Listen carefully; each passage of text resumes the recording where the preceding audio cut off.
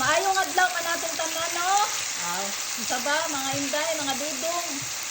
Karon among sudan kay kinamatisang beef.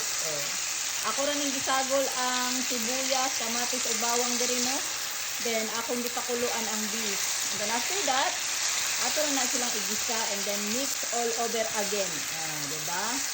Mix and mix and mix and mix. Ukay-ukay lang tayo dito, guys. Alright? So guys, ako nang gibutangan na siya og tubig after na ko gigisa. And then after that, akong gipakuluan and gibutangan ako og ano siya gibutangan ako og sitaw and then repolyo. Okay, gibutangan po na siya na ako gamay nga patatas. Depende ninyo kung say gulay inyong ibutang, pero ako maura ni siya ang available. So, ang repolyo lang at saka ang sitaw gamay and then konting patatas ang akong gibutang nga gulay dere jay. Di ba? Taud-taud to na siya jay. Maniud to na ta jay, mga jong. Di ba? Namian na tan-awon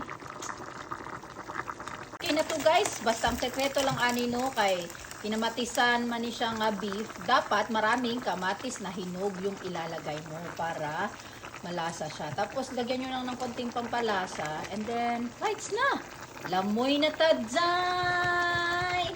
Seni all. Tara.